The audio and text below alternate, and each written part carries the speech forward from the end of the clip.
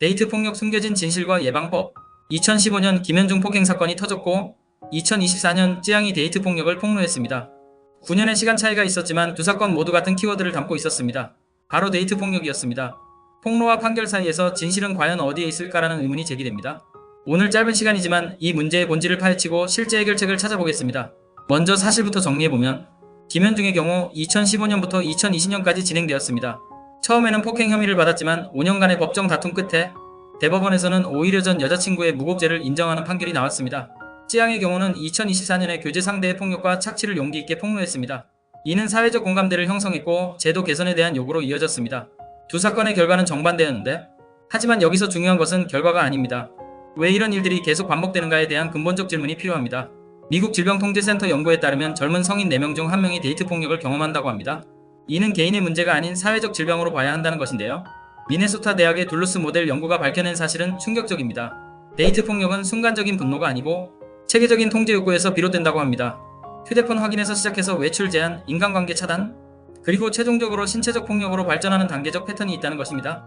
더 심각한 사실도 있습니다. WHO 연구에 따르면 어릴 때 폭력을 목격하거나 경험한 아이들이 성인이 되어 가해자가 될 확률이 3배 높다는 것입니다. 이것이 바로 반두라의 사회학습 이론으로 설명되는 현상입니다. 폭력은 학습되는 행동이라는 것인데요. 한국 사회의 특수성도 있습니다. 한국여성정책연구원 2022년 보고서를 보면 남성은 강해하고 여성을 리드해야 한다는 고정관념을 가진 집단에서 데이트 폭력이 2배 더 발생한다는 결과가 나왔습니다. 문화가 폭력을 정당화하고 있었던 것인데 존 볼비의 애착이론이 보여주는 아이러니도 있습니다. 버려질까봐 두려워할수록 더 통제하려 하고 결국 관계를 파괴하게 된다는 것입니다. 사랑한다는 이름의 집착이 폭력의 시작점이 되는 경우가 많다고 하는데 즉시 확인해야 할 4가지 경고 신호가 있습니다. 첫째는 디지털 감시입니다. 상대방이 휴대폰을 수시로 확인하거나 비밀번호를 요구한다면 주의해야 합니다. 둘째는 사회적 고립입니다. 친구들보다 나와 있는 게 더 좋지 않냐며 인간관계를 차단하려 한다면 경고 신호입니다. 셋째는 경제적 통제입니다. 돈 관리를 독점하거나 경제활동을 방해한다면 위험한 상황입니다. 넷째는 감정적 조작입니다. 내가 그러니까 내가 화나는 거라며 책임을 떠넘긴다면 조작하고 있는 것입니다. 만약 이 중 하나라도 해당된다면 즉각적인 행동이 필요한데 어떻게 해야 할까요? 첫 번째로 즉시 신뢰할 수 있는 사람에게 상황을 공유해야 합니다. 두 번째로 증거를 보존해야 합니다. 문자, 녹음, 사진 등을 남겨두는 것이 중요해요. 세 번째로 전문기관에 연락해야 합니다. 여성 긴급전화 1366을 이용할 수 있습니다. 네 번째로 안전계획을 수립해야 합니다. 피난처, 연락망, 필수품을 미리 준비해두는 것입니다.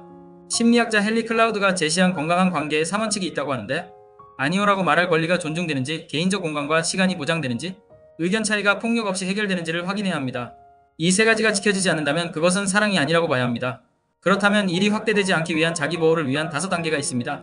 첫 번째는 경계선을 명확히 하는 것인데 허용할 수 있는 것과 없는 것을 구분해야 합니다. 두 번째는 지지체계를 유지하는 것인데 가족, 친구들과 정기적으로 만나야 합니다.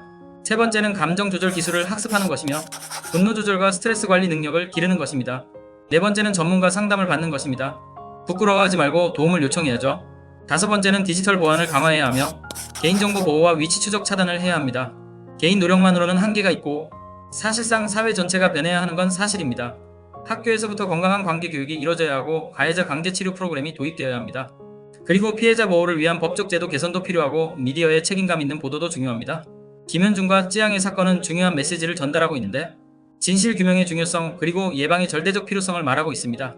데이트 폭력은 운명이 아니고 선택의 문제입니다.